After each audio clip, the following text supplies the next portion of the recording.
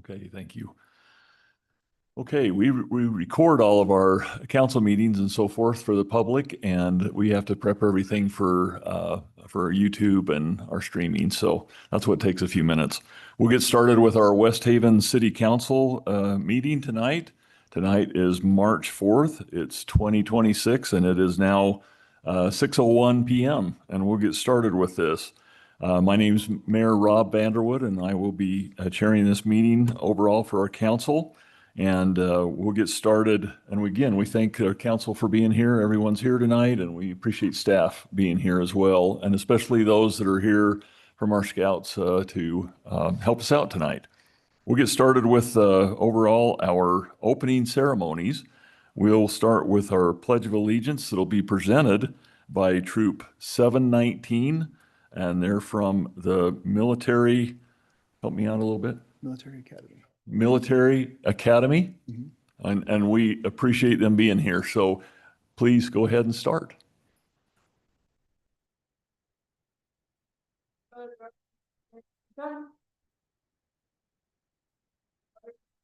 Mark.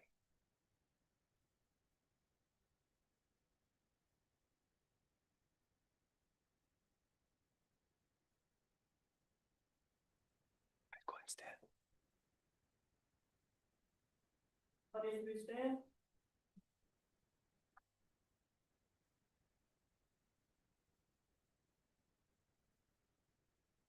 Bear both colors. Both colors.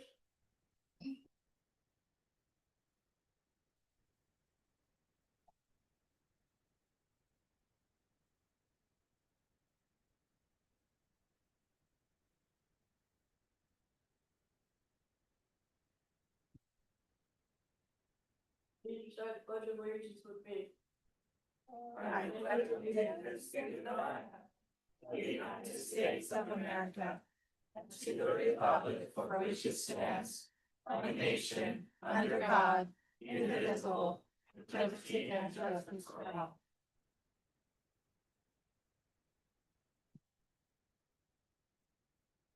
Audience at ease. Color guards, reform. Color guard, retreat.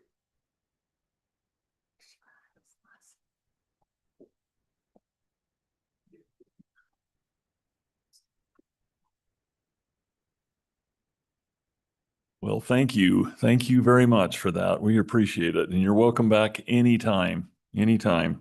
We'll then move on to our prayer or moment of silence that will be given by Councilmember Saunders.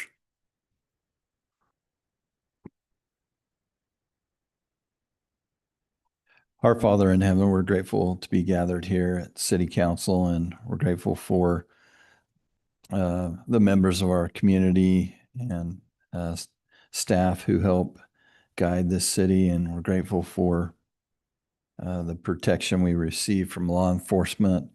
We ask that would be with them and their families. We are grateful to have the Cub Scouts with us tonight to be able to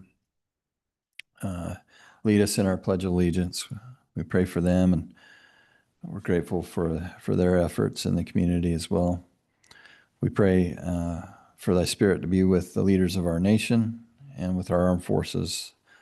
And we ask that thy protection will be with them and to guide us in our decisions this evening. And we say these things in the name of thy Son, Jesus Christ. Amen. All right. Thanks again. Thanks, Councilmember Saunders. We appreciate our scouts for helping us out. All right, we'll move on to our next item on here. Item 3 is for public presentation. Residents attending this meeting will be allotted 2 minutes to express a concern or ask a question about any item that is not on the agenda. No action can or will be taken on any issues that are presented. Do we have anyone that would like to come forward at this time? Okay, seeing none, we will move forward.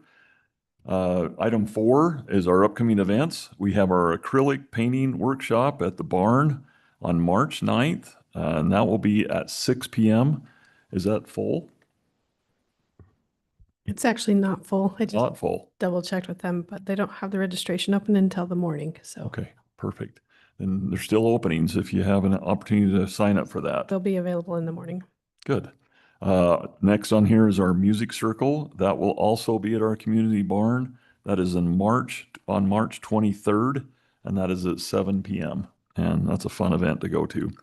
We also have our senior lunch bunch. That will be at the community barn as well, and that will be on March 25th at 11:30 a.m. And we appreciate staff getting involved with that and helping us out with our senior luncheon. Is there any other upcoming events from the council? Yes, I need to update the council on the Easter egg hunt. And the youth council voted this year to have the Easter egg hunt the week before Easter. So it will actually be on March 28th at 10 a.m., which is different from what we've usually done. But our youth council has been working with Michelle, and it's been posted online. And so there will be more information coming, but it will be actually the week before Easter. Okay, thank you, Councilmember Dixon. That's it. 10 a.m. Okay, any other dates on there?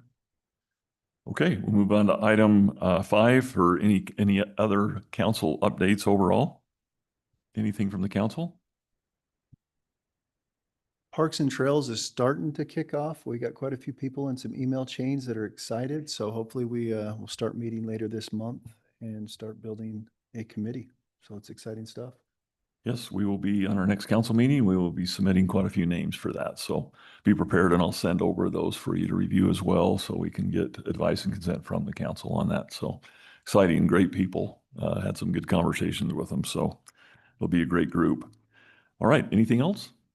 Okay, we'll move on to item 6, action on consent agenda. Item A is for council meeting minutes. They were held on February 18th of this year. We have item B, Staker Parsons Companies for $91,002.88.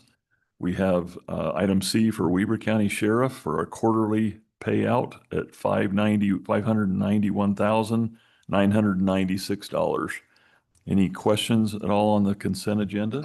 I just had a question on the sheriff. And so when we get our yearly, do they just divide it by 4 and we pay it quarterly? Is that how that works? Yes. Our city manager, yes, it's divided up. So this is always just Yeah. divided by 4? Okay. Yes. Except at the very last quarter, there may be a difference in cost savings based upon the budget to actuals, and they might reduce it, but it's budget, I'm sorry, it's quarterly, and it should be the same amount except for. Okay, great. Thank you. Yeah, thanks. That's a great question. Okay, any other questions at all? If not, I'm ready for a motion. I'll make a motion to adopt the consent agenda items A, B, and C. Second. Okay, we have a motion and a second. Any further discussion from the council on these items? We'll do a roll call on this. Councilmember Call, Aye. Councilmember Dixon, Aye. Councilmember Morse, Aye. Councilmember Saunders, Aye. and Councilmember Schwab. Aye. Okay, motion carries on that. Thank you for that. All right, item 7, action on our planning commission meeting recommendations. Item A is action on ordinance 08-2026, amendment to the sign regulations ordinance, 1.57.755 and 0.57.761. And we'll turn that over to Mr. Stephen Nelson, our Community Development Director. Thank you, Mayor. Thank you, Council. I'm excited to talk about this tonight. This has been something the Planning Commission has been working on for a couple months now, and feel like it's been headed in a good direction. And so I'm excited to talk about this. And so what is being proposed tonight is an update to our sign regulations and ordinance.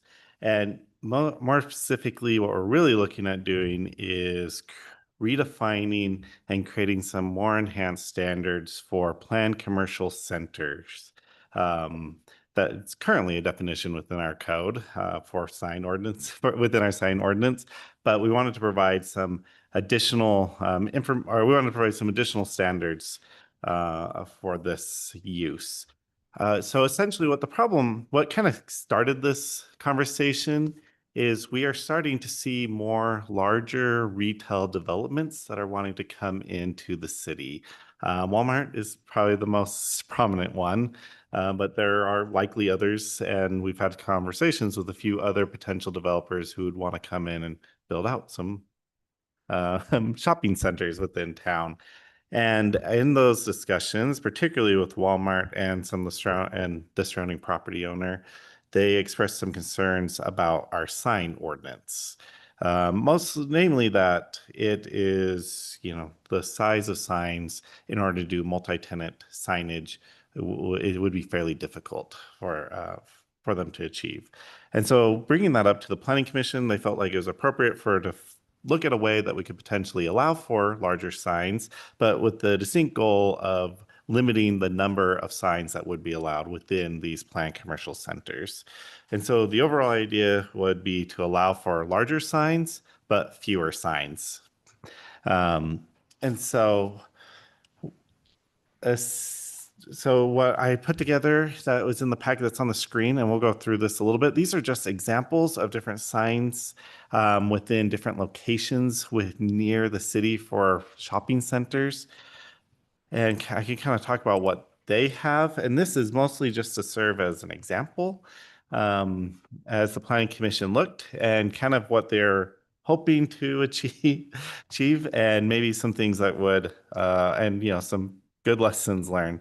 So this first one was within Clinton. This is in the Lowe's parking lot. Most of you are familiar with this. One thing that you will see here is I kind of circled the different types of signs that are within this that you can see from the street. The orange circles, I know it's a little hard to see, are kind of pole or pylon signs, while the red ones are monument signs. And you can see based on the frontage overall, this is looking at about one sign for every 300 feet of frontage. If you go down to the next one, thank you, Emily. You'll see that this is just the development across the street, or the Walmart. You can see you'll have a little bit more signage. You have one sign for every 240 feet of frontage. But you can also, if you go down to the next one, this kind of highlights technically there's about 3 different commercial developments for this site. You can see you have Walmart and the signage that's all kind of associated with that. There is one other signage on the street on the top of the screen for Walmart. But then you also see the other development that's highlighted in pink that has about a monument sign every few feet.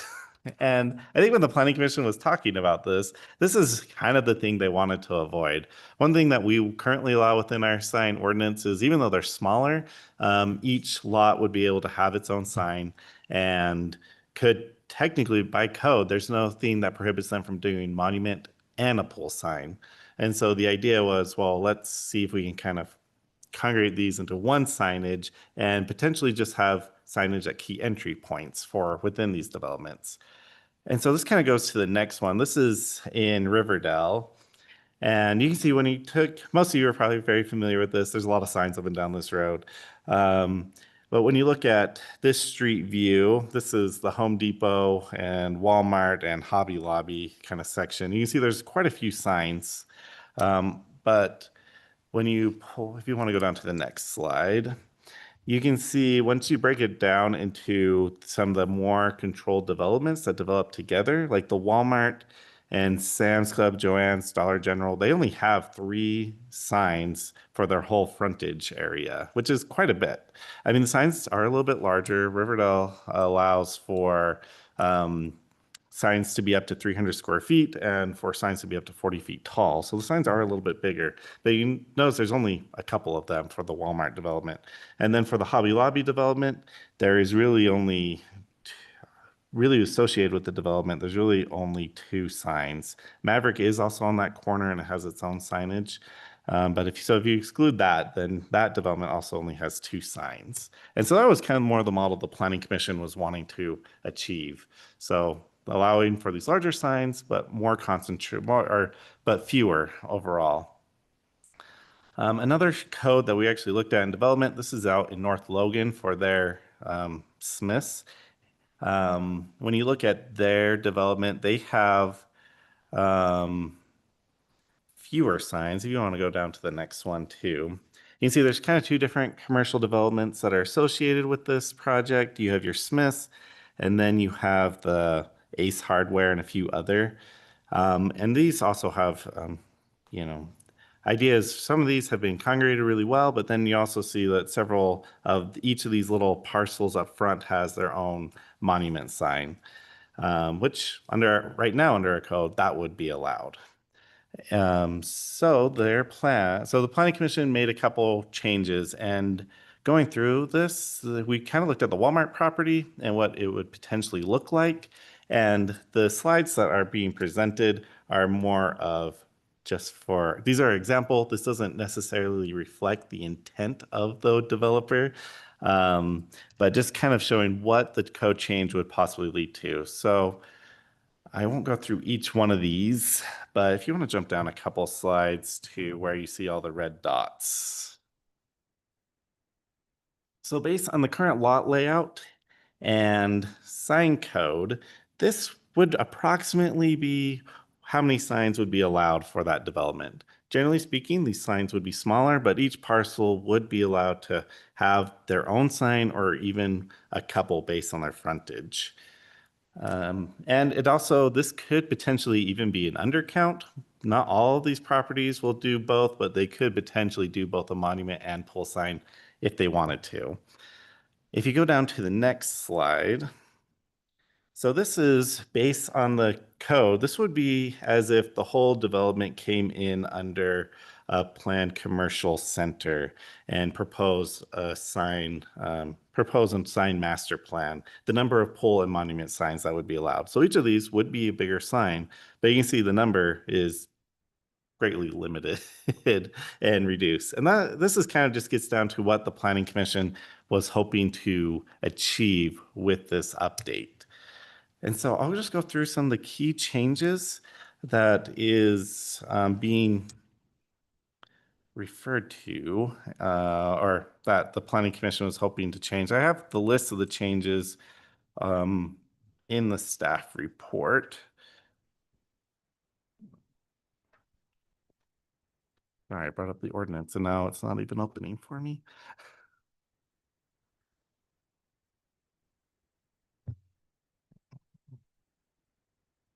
I'll just go through it on the PDF. So just within the ordinance itself, so the first big change, so you'll notice there are a couple other changes that were included that were outside of the planned commercial center. Some of these had to do with conditions within the planned commercial center. Another one was a recommendation from our code enforcement officer to add into this while we were looking at it. So on page 6 of the proposed ordinance, the first thing you can see is we define what a planned commercial center was. One of the big changes from that is we made it clear that it was for multi-tenant facilities, and that we also took out in the 100,000 square feet of commercial floor space. One of the things that drove that elimination is right now Walmart and its lots wouldn't meet that threshold. And so if Walmart wouldn't meet that threshold, and it might eventually meet that threshold, but we don't have all the floor plans for every building that could potentially be built over there. So we felt like it would be just clear just to limit it to the acres, which it would be 10 acres or greater. Why do we have that it should contain at least one retail facility? The idea for that is there could potentially be bigger like industrial developments that would go through that don't have retail. And the idea is that if there's at least one retail within the planned commercial center, that it would eliminate some of those that the Planning Commission didn't necessarily want it to apply to. So that was the thought behind that requirement.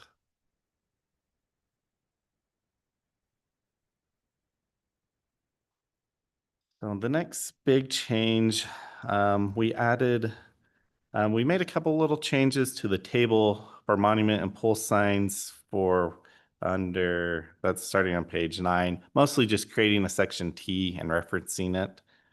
And then on page 13 of the proposed ordinance, right at the top of the page, we added a subsection 13 that essentially allowed for all signs.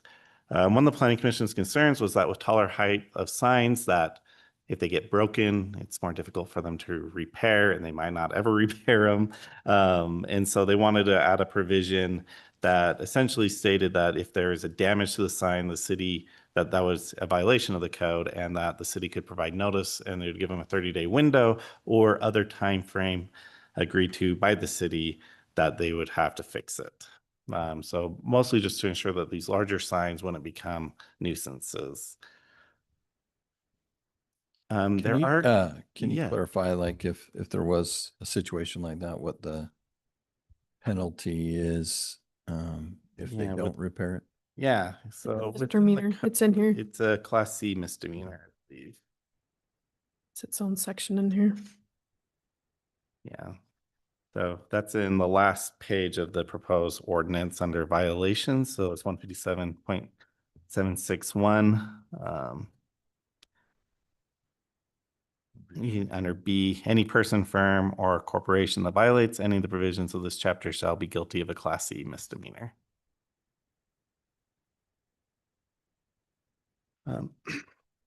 So the next set of big changes is we created a new section T under the sign regulations. That starts on page 20. And this really gets at kind of the meat of what's being proposed. And so I won't read through the whole thing, but I'll just hit a couple of the highlights and some of the thoughts behind it. So the first couple paragraphs within it is really outlining kind of the purpose, what they're hoping to achieve. Item number 2, one of the items we added was that, well, they'd have to provide a map of what that center is so we could actually govern it based on the standards set out. And then that we would require that a signature of each owner is provided, because essentially when you do the plan commercial center, you may have some properties that would have the ability to put a sign out based on the current code, but if they were to, opt in or become part of the center, they would lose that ability. So we wanted to ensure that each property owner was aware of the sign, aware of what they were getting into. And then 3 kind of goes along with that, is that they'd have to provide a comprehensive signage plan for the site. Number 4 was one of the other factors that kind of led to this. Right now, our code, this is about off-premise signage. Right now, our code prohibits a business from putting a sign for their business not on their business property, essentially. And so this was, especially like looking at the Walmart project, for example, there's likely going to be a lot of different properties in there owned by different owners. And for an owner who might be tucked off back, they wouldn't be able to put their signage on the main roadway. And so the idea is like, you're allowed to do this if it's part of one of these multi-tenant signs. And then let's see. And it must be located within the planned commercial center. So you couldn't locate the sign outside of the planned commercial center. It'd have to be located within the boundaries of that center.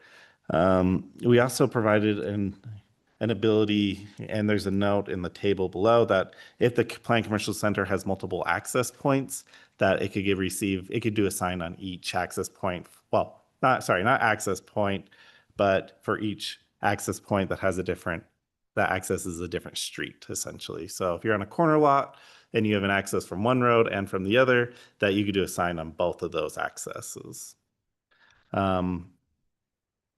So under 5, we allowed the increase of a monument sign to be 120 square feet.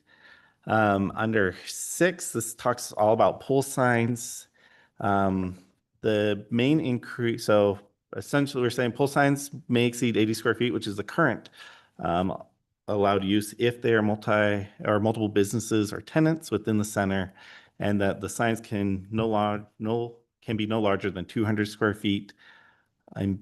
In B below, the city may approve a pole sign that's up to 250 square feet if the sign contains an area indicating that the center is located within West Haven. This is something that we felt was important. We wanted to encourage.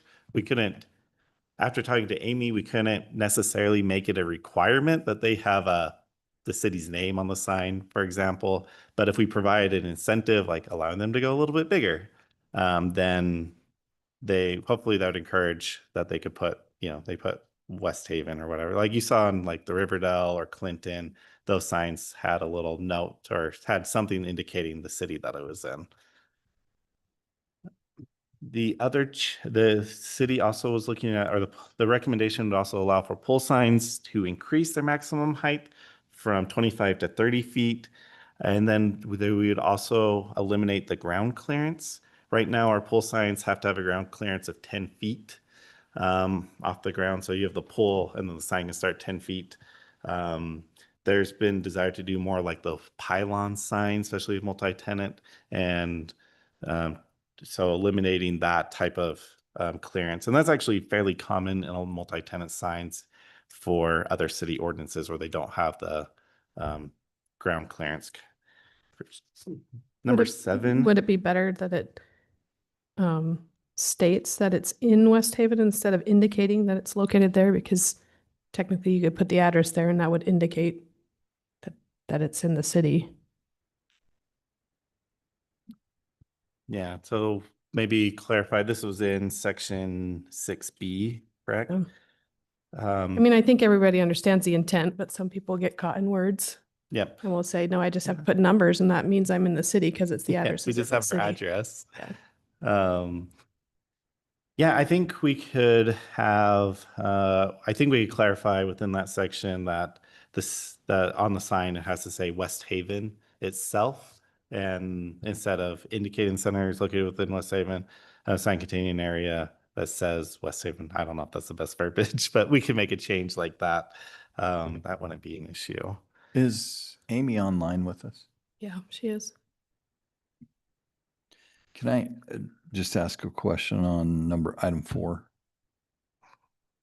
In the changes with the off premise. I see that the intent is obviously to be provided for businesses within the center. But I wonder if we can clarify that or, maybe define that just a little bit better. By adding maybe that the word after properties or businesses within the center. I was thinking properties or businesses located within the center so that they're not advertising, let's say Coca-Cola, and they're saying, well, yeah, Coca-Cola is provided within the center. Do you know what I'm saying? Mhm. Products that are basically outside of the area. I think the intent is for the businesses that are located within the development center, but just so there's no loopholes. And they're not advertising for businesses that are actually located elsewhere. That makes sense. Located within. So you're just saying to businesses located within the center, just add the word located. Yeah, I think that might just clarify it a little bit. So that if the actual business isn't located there, they're not trying to get around it and advertise on the sign. But doesn't it say that? I guess I'm confused. The first sentence says is for the properties or businesses within the center. Right. I'm just saying, I think that, like you were saying on the other issue, sometimes people play around with words, But I thought that's what you're meaning. So I guess I don't understand what you're meaning. Well, I just wanted to be clear that those businesses are actually located within the center, that they're not just provided in that center. So the businesses within the center, there could be multiple businesses, sort of vague. I understand the intent. I think everybody does. But just to clarify that they have to physically be located within that center, the actual business. So that they're not advertising other businesses that maybe have products within the center that are actually located elsewhere. So that these signs don't become So essentially the sign has to be specific to the business name and not the products it sells. Right. Okay. That's what I'm just trying to define a little bit clearer. I've, I've seen where these signs have attempted in other areas, not even in Utah, but in Nevada. They've basically, it was monument type sign, but it was essentially like a billboard wasn't allowed in that area. But these monument signs were, and they were acting exactly like a billboard, advertising something that was not physically on the property. So So like on 2550 and 1900, you have the chevron. that it's has just, three it's like a sides. competitive advantage that I'm trying to avoid them having. Understood. So the chevron on 2550 and 1900 is three-sided, right? And they have advertisements on what's for sale. Is that something specific that you're talking to, or the Maverick that has the lit up? Yeah, sign? if they're advertising something that's a product within their building and it's on premise, I don't think that's a big deal. What we're talking about here is these are in a sense off-premise signs because they're advertising businesses that aren't located where the sign is. And so, but the intent is that it's businesses within the center, and that's why the city is allowing these exceptions. You wouldn't be able to put a billboard, for example, where these are located and advertise something 10 miles down the road. And so that's what I'm just trying to clarify, that this is the intent. We're creating a special use for this type of sign for it's really an off-premise sign. So it better act like it's intended and just be clarified. Yeah. That's all I'm I understand the trying point. Yeah, to that makes sense. define it a little bit more. Any thoughts to that, Amy, on some language that would capture his thoughts there?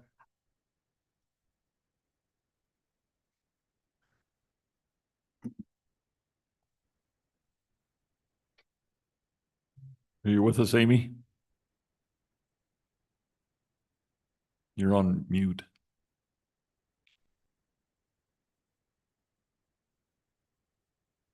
Can I jump ahead? Go to the next question while we're waiting on Amy? Sure. Stephen, I have a definition question here.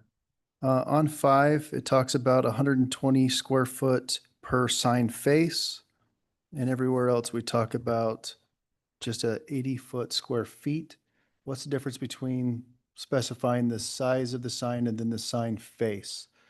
Are we accounting for the structural and architectural portions around the actual advertised business name as part of that square footage? Yeah, I think that's actually a really good question. Let me pull up. I think it goes back into, and that might be something we want to clarify too, because how. So I'm looking at one of these slides that you showed us of these other shopping centers, and I mean, one of them has like an 18-inch pole that goes up both sides, and then the top has a 2-foot just decorative piece. Is all of that area counted into the square footage, or is it only the face of the actual sign showing the business? So I know that, sorry, I'm just looking at our definitions. I know when we have done signs in the past, based on the sign face, we haven't included the pole itself. But I don't know if we covered that or carry that over into this new, with this update. Because you'll see some with, especially it'll have a brick overlay or something like that. Yeah. It could be, as long as it doesn't exceed the height and still within square footage that's required. So this is specifically regarding a monument sign, so there could be other material around that face, the way I'm reading it, There normally is. you know. So I think it is saying that it could be larger than that. Yeah. So Because just the sign face, face. the actual advertising or logo area is going to be 120 square feet. So it could be, to my mind, it could be larger with the extra material around it. That's what I read it too. Yeah, that's how we have typically Height and interpreted that. setbacks, restrictions, so.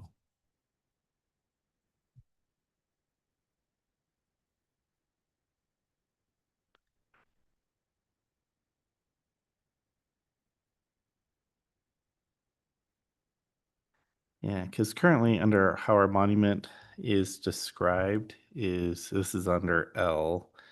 There's a table of max area per sign face. And you have these different measurements. And so I think we took that language directly from that. But pole signs are currently defined, no pole sign shall exceed 80 square feet is the current measurement. So I think we just try to keep it consistent across definitions for pole signs and monument signs.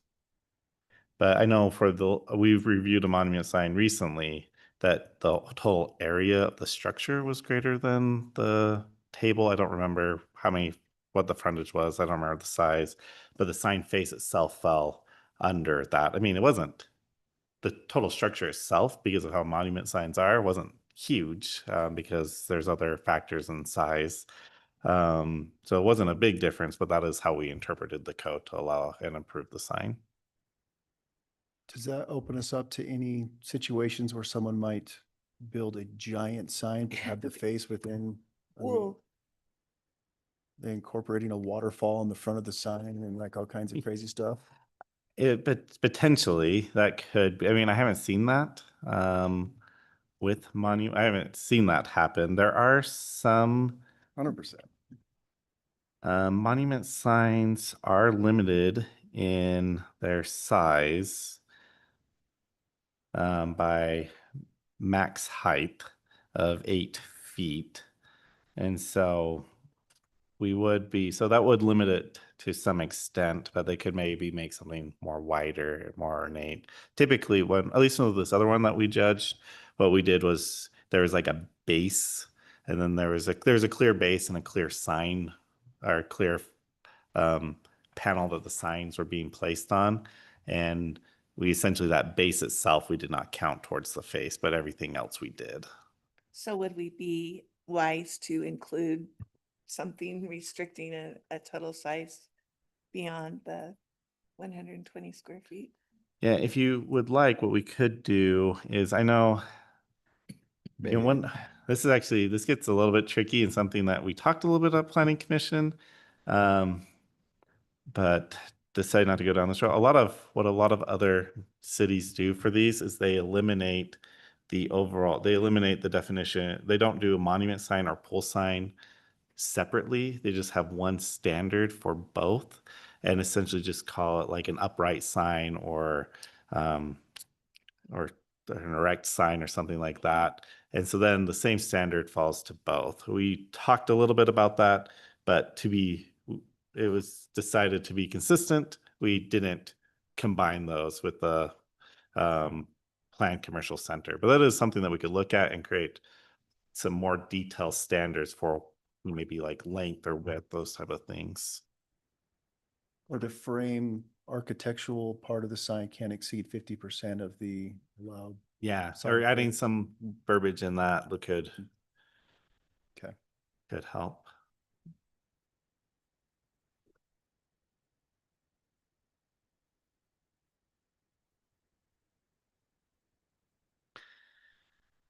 So maybe just to kind of wrap up the presentation, we've kind of dove into a couple of the other changes. There was a change in the setbacks for pole signs. Right now, our code requires that they are set back 1 foot per foot of height. And for these, we set the base should be set back a minimum of 10 feet, and no part of the sign can overhang a public access. And then we have the table that provides how many signs are allowed along each frontage that you can see. So from 0 to 599, it'd be 1, 600 to 1200 would be 2, then 1200 to 3000 would be 3, and 3000 plus would be 4, plus 1 additional sign for every 1000 feet. And then the last set of changes were in the violations section. We clarified the code a little bit, and then we added in section C for illegally placed signs. This was getting at a problem that our code enforcement officer runs into, and mostly that we have a lot of companies in the area that place signs within our right of way, and he goes out and removes them and tells them to stop, and then they keep doing it. So we wanted to clarify that that for each violation, after a warning could be a Class C misdemeanor to hopefully get them to stop. Because I think for some of the companies, I think they just consider the loss of the sign the cost of business, you know, $20 or whatever the yard sign costs them. So those are the main changes, and it seems like there's a lot of questions. I was asked by one property owner that gave a public comment to reiterate that comment to the council. He provided an email, and I listed it in the report. It's the Kimball Investments. They essentially reviewed they asked to review the changes, and I provided to them, and they made a lot of comments, most of which were already addressed. But the two things they wanted to see was an increased sign size of 300 feet and to allow sign size to be much taller.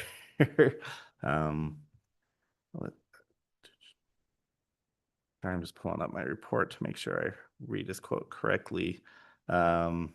To make change to 300 square feet and 65 feet tall. And they said, we feel this is very important, especially when our anchor tenants require 34% of the sign. The commission considered that and chose not to make those changes or to make that recommendation. We also received we received another comment from the president of the Sign Association, Utah Sign Association.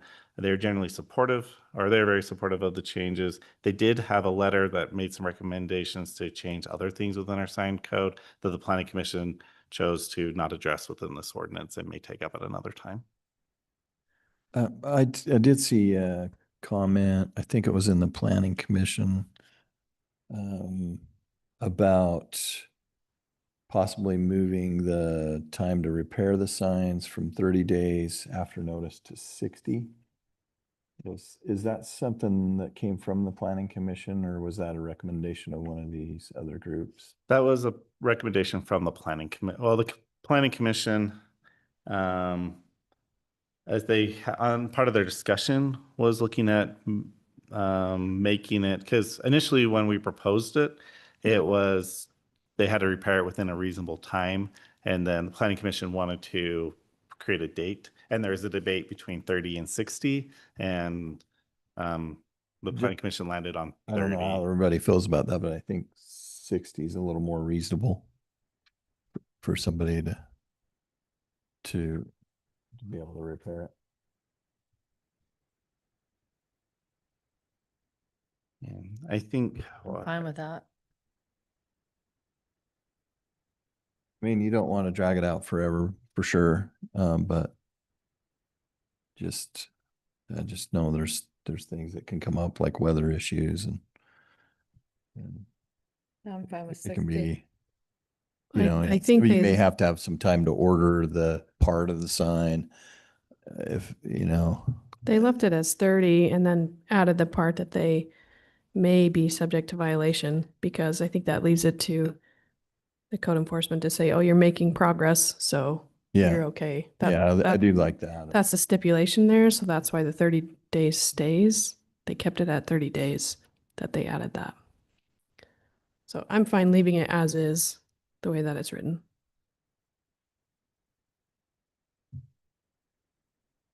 Anybody else feel strongly about 60? Well, now that Carrie said that, I think 30 is good, actually.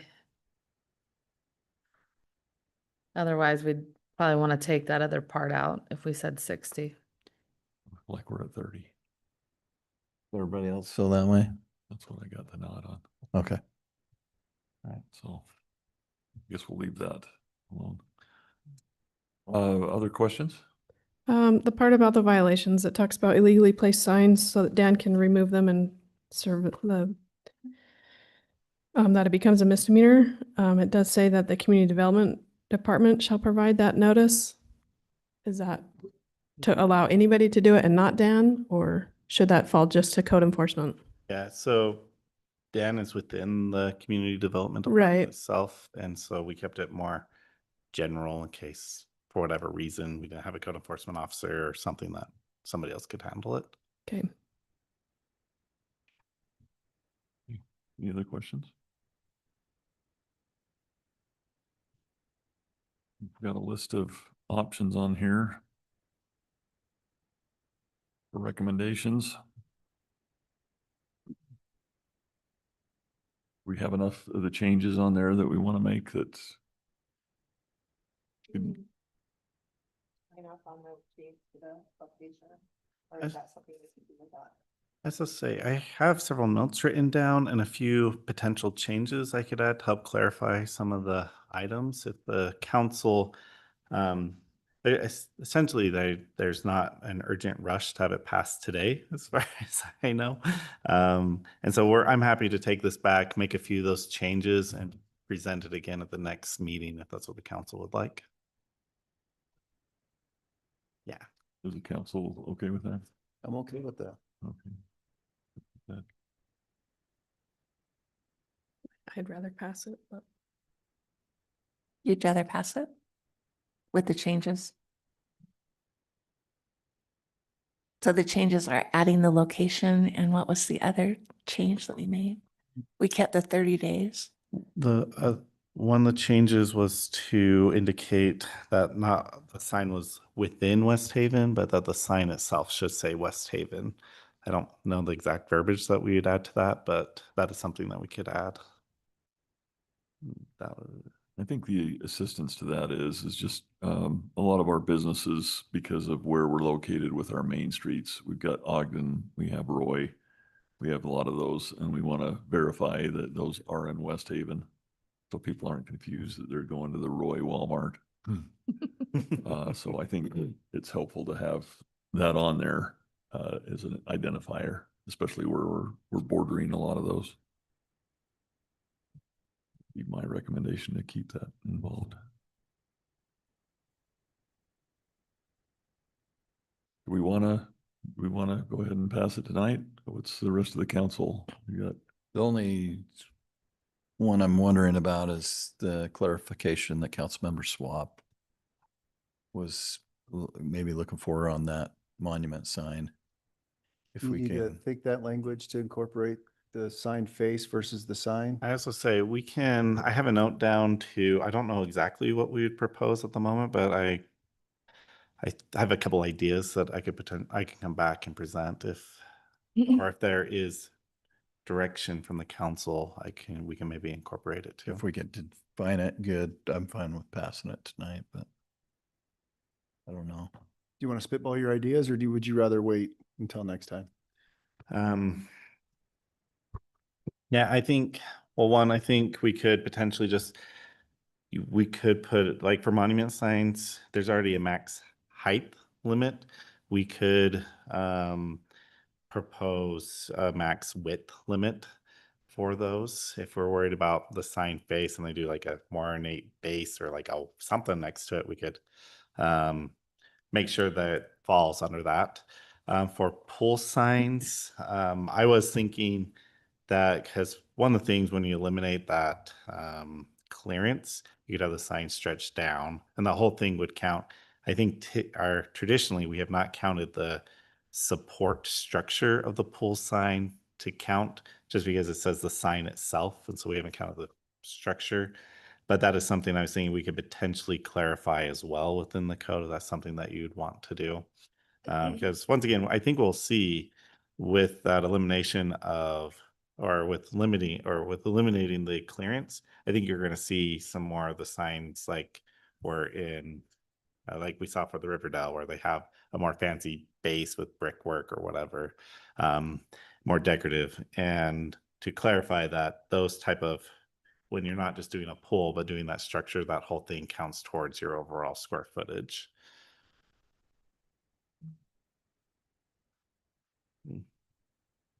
And I don't want to restrict people from trying to you know, design a nice looking sign either, you know, I think it's just clarifications. You know, when they bring it in, they have to get a permit for this sign. So I know that has to be, you know, ran through, and I know that there's clarifications, but leaving some of it plan general might not be so bad, just giving them the opportunity to build something that's nice, or maybe it doesn't have a waterfall in it, but it has other amenities, you know, that. are I like the nice. waterfall. So, I don't know, I thought it was pretty good. I kind of like his way a lot. The little stream running through the property. I didn't see a lot of, you know, things that needed clarifying too much, but. So what would the council like to do? Do you wanna table it and have them review it, or would you like to just go ahead and move forward and have Stephen make some changes and just verify that back to the council? So my question is, if we have Stephen make the changes after we approve it, is that a problem if we disagree with the changes? We give him the changes. Yeah, I think you've got a good idea of what you need, right? I mean, but it's up to the council if you want to table it, like I said, unless there's a Getting decision back. process that we needed immediately, and we do, it looks like we have. Is Amy back on? Looks like it. She's been part of the conversation. Amy, are you there? I am now. Sorry, I was having not good technical difficulties. Had to shut the router down, and so I apologize. No problem. Did you get any questions on there that we needed answered? She heard it. What was that? We've been talking for a while. Were you able to hear us, or were you? I couldn't hear you. I could see your lips moving, but I couldn't hear what was being said, so I apologize. So we've got a situation, then we can either move forward with it, or we can table it and walk through it later. What do you like to do? suggest, Stephen? What would your preference be? Oh. I mean, I'm happy to You do made a whatever face. whatever the council would like.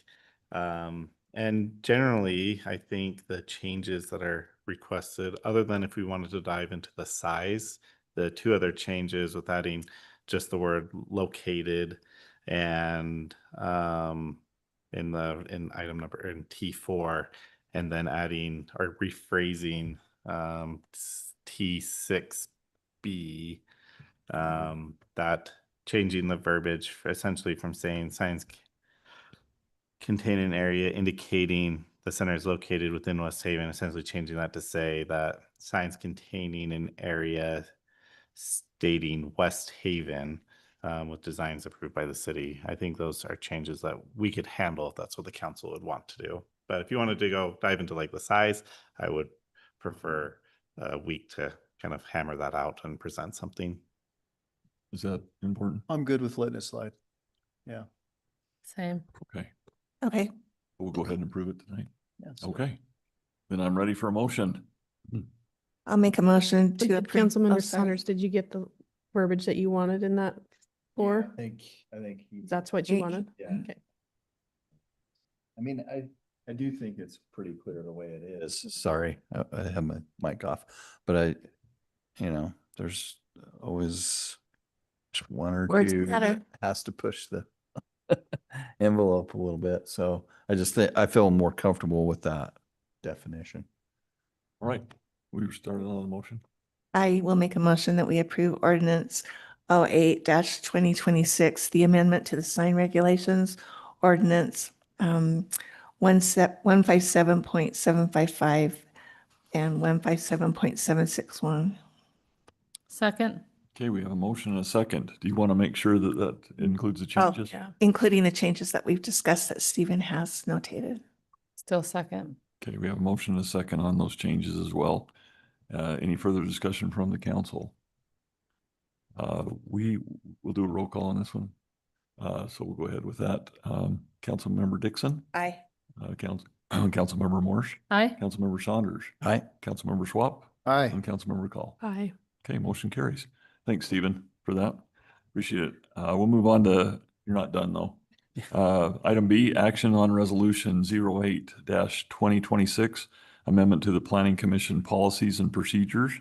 And we'll turn that back over to you for Did everybody get a chance to read through those? If you have any concerns or issues with it, I think their main goal was to try and reduce the size of it due to the fact that it was much larger than the council's.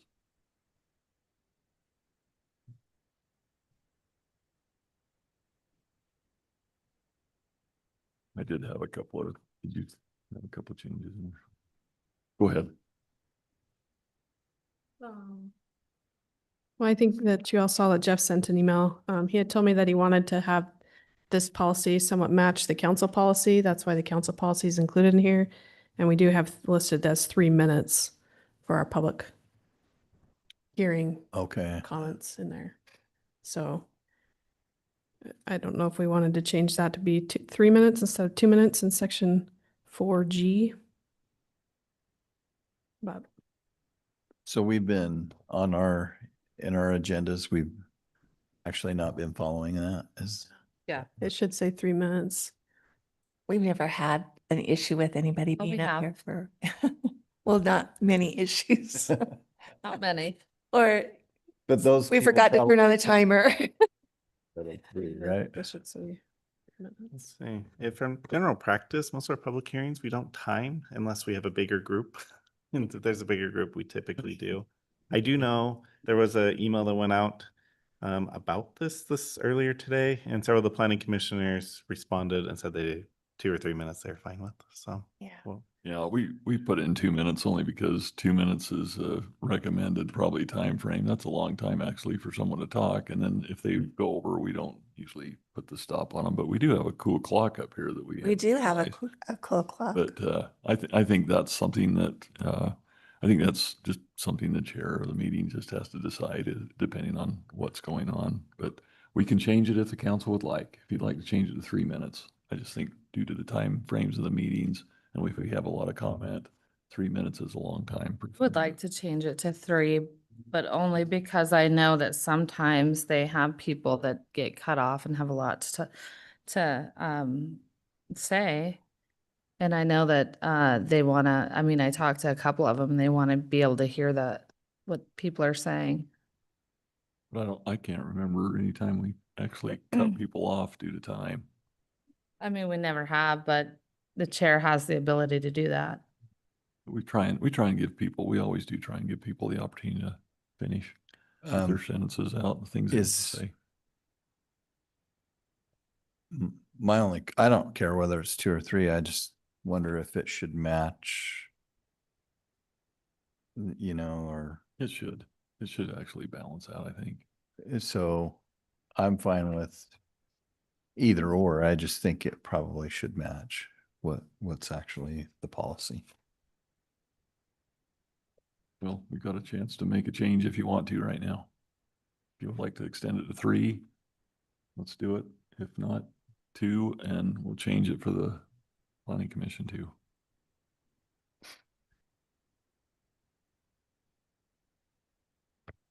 Take your time.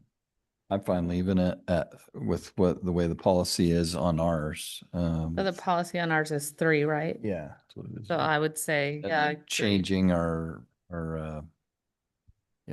meeting to match that. Okay. And then if we see that it's just too long and we have too many comments, which we haven't had, then we could always change the policy. So Emily, we'll change that, I guess, moving forward, if the council wants to do that. So we'll change on the agenda for ours and move it. Is that okay with everyone? Yep. Okay, we'll do that. Do you have another change?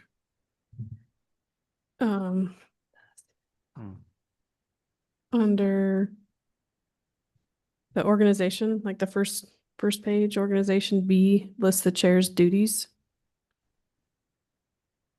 I think that it might be important to list that the chair is a voting member of the commission. There are some Say commissions that where again. I couldn't hear you. to list that the chair is a voting member of the Oh, planning yeah. commission. Yeah. There are some planning commissions where the chair is not allowed to vote, That's but Yeah, that's a good point. voted on by the planning commission to allow the chair to do that, so. In I A, think state code requires them that they do, but there are some cities that they don't, so. I don't I know. think in organization two and A, it's on there,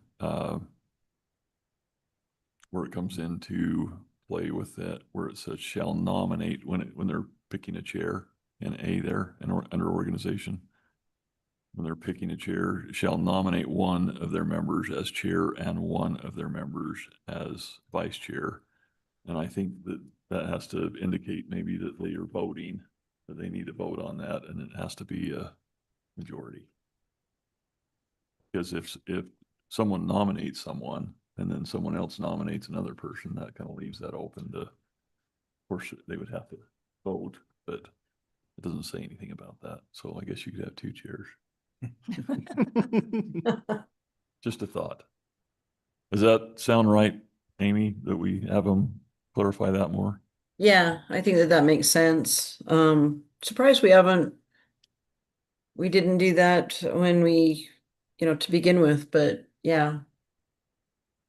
They did actually nominate, there were 2 people nominated, for chair this year. So it does make sense to make sure and say that everybody's a voting member. I thought it might be helpful. I think on item 3 on meetings, on the order of A, B, and C, just to clarify that and fix that on there. It goes from A to B to B to C. We can just eliminate that one B in there to clarify that. I think that 1B is already crossed off with the weird red lines. I hate it how it does that with the formatting. Yeah, Okay. I think it's the track changes that Yeah, it does is. that. So that'll be fixed once we accept everything, I believe. Well, I'm just glad that I beat Councilmember Call to the punch on that one. Well, it was there, so I don't have to say it. You messed it up. Haha. I know. I think too on, let's see, what one was that one? There was another one that you missed on here. I just wanted to point out. It's on L, item L. And in there, it has, we just need where it's about 3/4 of the way of the paragraph down where it says, we'll consult with the chair. What section are you in? Yeah. It's on, Is it section 4? it's part of the lettering. I know, but are you on section 2 or 3? I took it out of order. So it's not page number. You don't have the pages in order? No, it doesn't have page numbers on it. My goodness. So my apologies. It's on, when you move. It's down section to- 2, conduct of members of the commission. There you go. Section. So it's 2. item I on there. We just need to delete in the 3/4 down. It says consult with the chair. And there's a 2 in there. TO in there. It just needs to be removed with the chair before placing the item on the agenda. It's just a clerical error. And then down below that on that section in J, it just skips, it looks like from G to K. And I guess maybe J was crossed out, but that should have been J instead of K. That makes sense? I think it's just the track changes. I see Yeah. what you're saying. Yep. We'll make sure that's. Well, I read the document, so I came up with those. Let's see, what else was there? Anything else? My only other concern was that they removed the entire section of order and decorum, which was really, really long. But maybe there should be some sort of reference to at least we follow Robert's rules. Is that in the council? Yeah. one? Yeah, we have, The council's a little more detailed in how we follow Robert's rules, but this one will have nothing about the quorum. decorum and order. I mean, at the beginning, they do mention like calling each other by, yeah, whatever. It does say something about that. I can't recall exactly, but so. So what would you like to Depend. add? Well, I don't want the whole long section that they have already. But maybe just the basics of Robert's Where rules. is that? Where's that It's located? this, it's where all the blue is. It's It's like it section- was section 5. Section 5. Says And I don't order think and they cross decorum. out the whole section about motions, which I think is fine. I don't, I mean. I Do don't you have think any that's important. recommendations, Amy, on that? Probably just like what Carrie said, that we just under order and decorum, so you put, subsection 5, order and decorum, and then subsection A. That the planning commission shall follow the Roberts rules of Order. Of order. order. And just state that, just have one sentence like that. Would that work, Carrie? Yeah. Hey, Amy, for that section, would we want to add something that says, because I've seen this in others, would we want to add something that says where these rules of or these policies and procedures are don't govern, then we follow Robert's rules of order. So essentially, we don't want Robert's rules of order to trump anything within this, but if this doesn't address the situation, then we fall back on that. Yeah, that might be a good, either that or we reference, we might, I don't know if you want to reference the city council's policies and procedures, because about, following those procedures outlined in the city councils. Yeah. Because the commission really wanted to try to mirror the council as closely as possible. Can we just change it to the council's version? And just, yeah, strike council and put commission. Yeah, Yeah, I think that'd help. And then it's there. And it helps keep, I just think it helps keep decorum too, as well. If that's okay with the council, would you be okay Yep. with that? Okay, I think we got a head nod Yeah. on that one. Yeah. Everybody's got good feelings about that one. Yeah. Okay. Is there any other changes, council?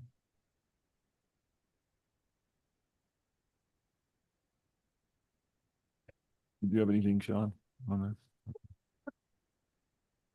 Okay, well, if that's where we're at, I guess we do have a few changes on here, but ready for a motion if you'd like to make a motion towards the directive. Yes, I do have one concern though. It references resolution 28-2021 in the 2-minute section, which I think is the resolution all about public hearings. Do you know, Emily? I'm gonna guess it probably is, because it's referenced here again. In accordance with 28-2021, the chair may refuse people from the public hearing who are disorderly and so on. So if we change that 3 minutes here, then the other resolution probably needs to be changed as well. not necessarily. I mean, you could, we just take out the reference to that resolution and just say, such opportunity may not exceed 2 minutes, period. Well, such may not exceed 2 minutes as has been determined by the chair, period. And then on subsection 3, the next line down, we just take out in accordance with that resolution, just say the chair may refuse to recognize or may exclude from the public hearing anyone who. Because this would supersede that other resolution. Yeah. Just take out the resolution reference. Does that work for you, Steve? Yeah, that works great. Is the council okay with that? Pretty good. Yep. I think we're good with that. So with those changes in there, Okay, I will make a motion to adopt resolution 08-2026 amendment to the planning commission policies and procedures to include the changes in organization section A to add that they must vote and that requires a majority approval to approve a chair and a vice chair. Add a number 4 to section B under chair duties, that the chair states something to the effect that the chair is a voting member of the commission. Section 4G to state 3 minutes and remove all reference to resolution 28-2021.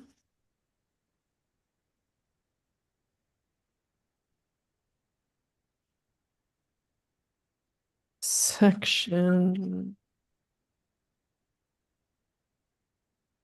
Oh, now my pages are out of order. Don't forget all my clerical errors. No, that's what I'm looking for. It's in this, in letter I to remove the two, but what section is that? Because it's It was section letter two. L, I think it was section two. Item I to remove the word two Wasn't it? and then to change the item that's listed as K now to be J. And to keep section 5 order and decorum with one letter A that refers to Robert's Rule of Orders and however Stephen said that I didn't write it down. Good enough, Emily? You got it? Okay. changes. Is that it? I think you got it. Okay. Wow, Is there good anything I job. missed? Awesome. Second. Okay, we have a motion and a second.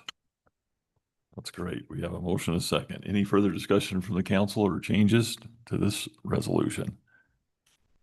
Okay, we'll go ahead and do a roll call. Councilmember Call, Aye. Councilmember Schwab, Aye. Councilmember Saunders, Aye. Councilmember Dixon, Aye. and Councilmember Morse. Aye. Okay, motion carries on that. Thank you for that, and tell the planning commission, thank you for their work on that, and we're glad that they got that reduced.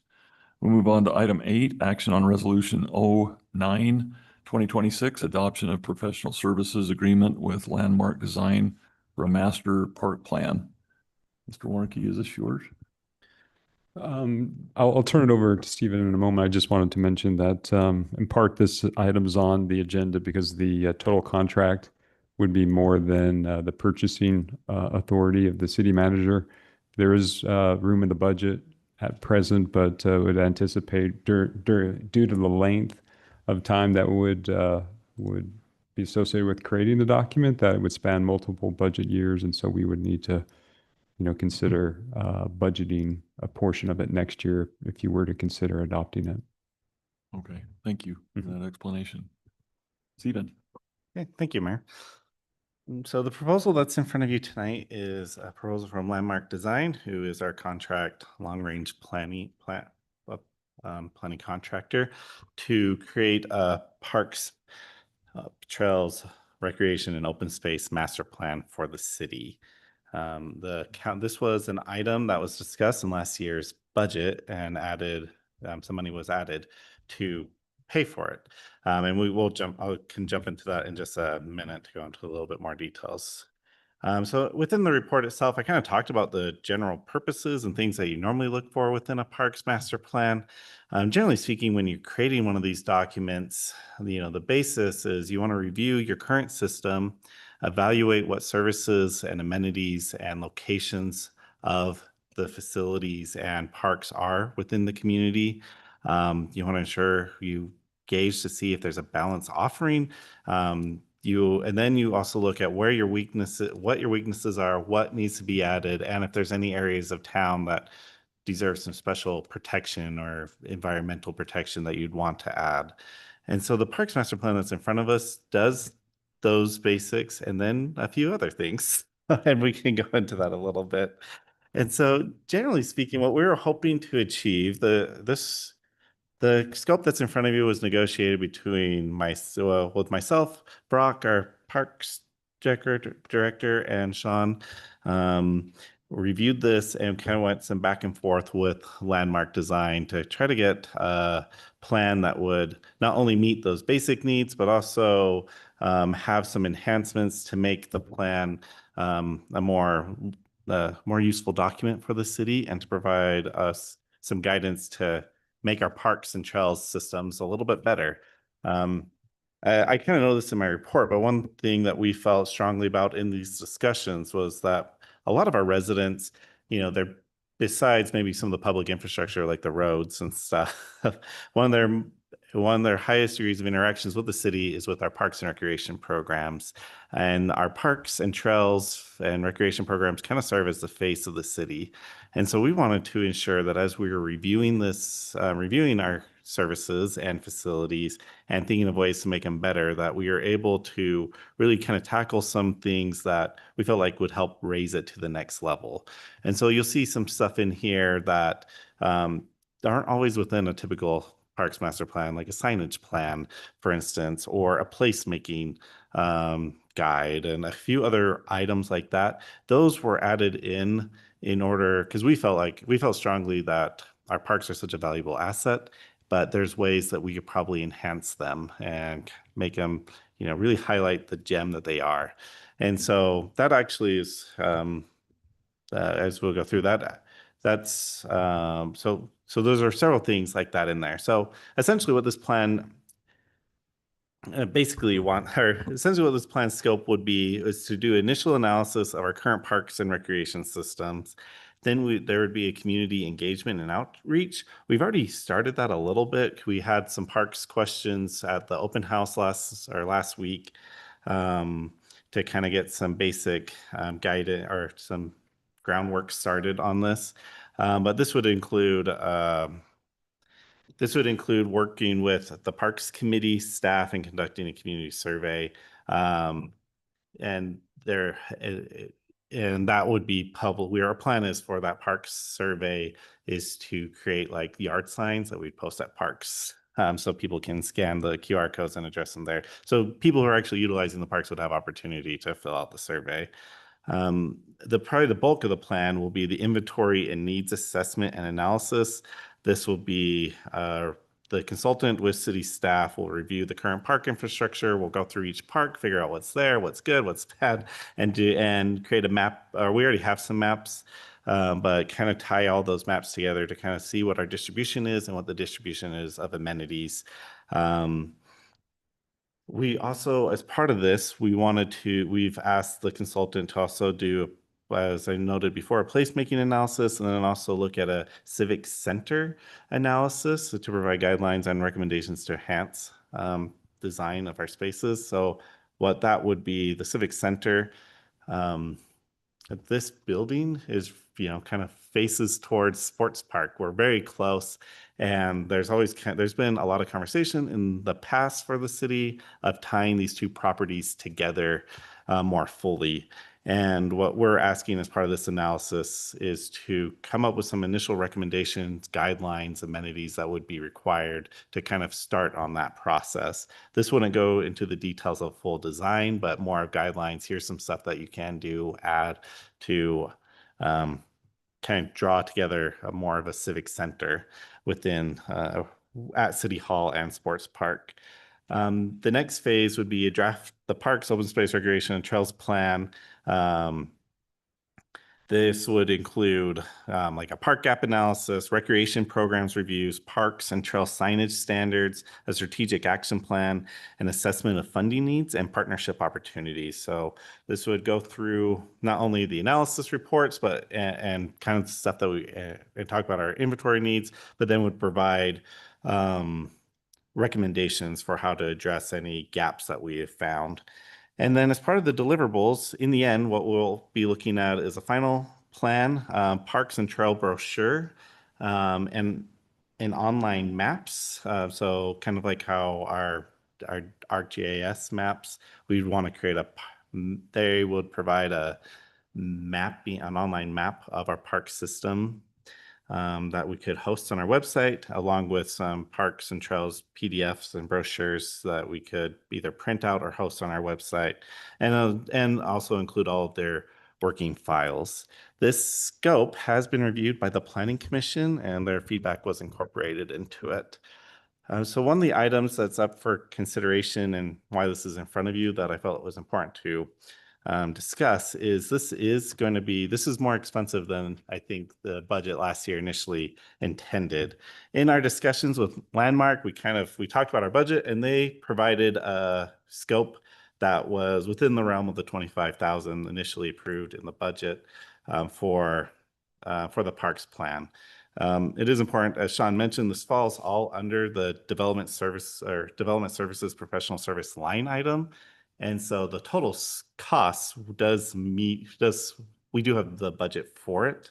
But we did, after review and look at the basic plan, as talked about, we felt like there's some enhancements that we felt were appropriate. And so through those discussions, we looked at add-ons that we felt like would bring the plan to a higher level.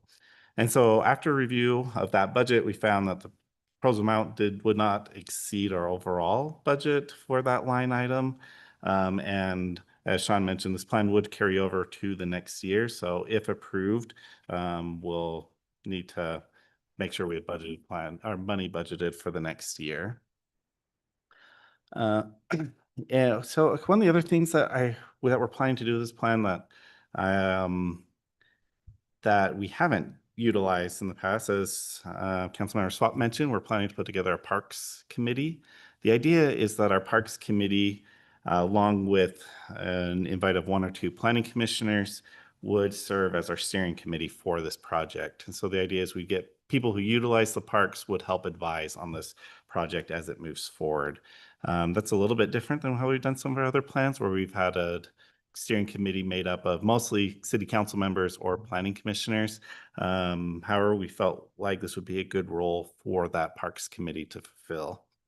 And so right now, what our staff's recommending, we negotiated this with Landmark. We feel like the proposal and scope meets the needs and goals that we would like to achieve. And so we're recommending that the council approve the scope and contract amount.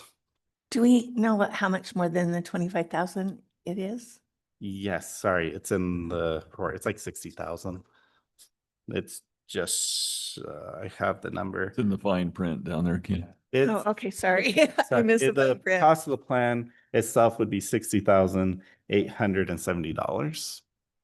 I haven't had to get out my microscope for a long time, but I had to get that one out. Pretty tight.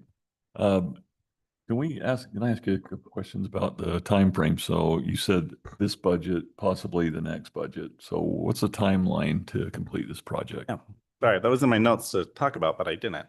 The plan would be, they anticipate that they'll have the draft plan is proposed to be ready for review and approval by December of this year. And so it'd be anticipated that we do presentations to the Planning Commission in December, and then it would be approved likely early 2027. So we've already budgeted 25,000 for this, is that correct? So this would just be in addition to that 25,000 that would Correct. go So- into the next budget, next year's budget? Yeah, so we definitely we'd actually, even this year in that line item, we have enough money to pay for the full thing. We won't complete it this fiscal year, so we'll have to roll some of that money over and budget for next year accordingly. As we're going through that process, and we have parks that are in process right now, right? So are they going to evaluate and work on those as a overall plan as well? Are we going to continue moving forward with our parks as we have scheduled? Like, for example, Windsor Park and some other. Yeah, I mean, what we're doing right now with Windsor and Poulter is we have a landscape architect who's designing the construction drawings, and so those will still go forward. I mean, they'll be incorporated and discussed in the plan in a general way relative to their attributes and what's proposed to be in when they're doing analysis as far as gaps in amenity offering or figuring out the distribution of park space. But this would not supersede what we're currently working on. And will it involve some of the properties that we've identified as potential parks and so? Yeah, so one of the additions we asked for within the plan was to, as part of the plan, generally they would do a park inventory and property inventory. But we asked to include some additional inventory to see what properties would be recommended for surplus and what water is associated with each of those properties as well. So that is part of the scope. We could surplus about 135 properties. Yeah, we've got a lot of properties that we could probably Cut parks. deal with. Okay, questions from the council? Will this committee have input on what goes onto the survey, or this company's developing the survey on their own? Yes, they would have some feedback on that. The plan would be, before we do the public outreach, that we'd present the public feedback options to the Parks Committee, and the other people that will be invited for their feedback before that goes out. Perfect. I would like to recommend on that steering committee, if we could have a council member on there, Councilmember Schwab, if he would be interested. Yeah, Go that ahead. was kind of that would be my intention since he's over, or he, I guess, Liaison. liaison. I was like, not over, Yeah. but what's the right word? Liaison. Yeah, he's a liaison. Yes. So yes. So if we could help with that, I'd appreciate that too. And he could give us some feedback too on some things. Mhm. Any other questions from the council? I think it's a really good idea. Okay, well, I'm ready for a motion. I will make a motion that we approve resolution number 09-2026, authorizing the adoption of the professional services agreement with Landmark Design, Inc. for our master park plan. Second. Okay, we have a motion and a second. Any further discussion on this item, resolution from the council? No, we'll do a roll call. Councilmember Dixon, Aye. Councilmember Morse, Aye. Councilmember Saunders, Aye. and Councilmember Call, Hi. and Councilmember Schwab. Aye. Okay, motion carries on that. Thank you. Thank you for your work on that, and we're looking forward to that.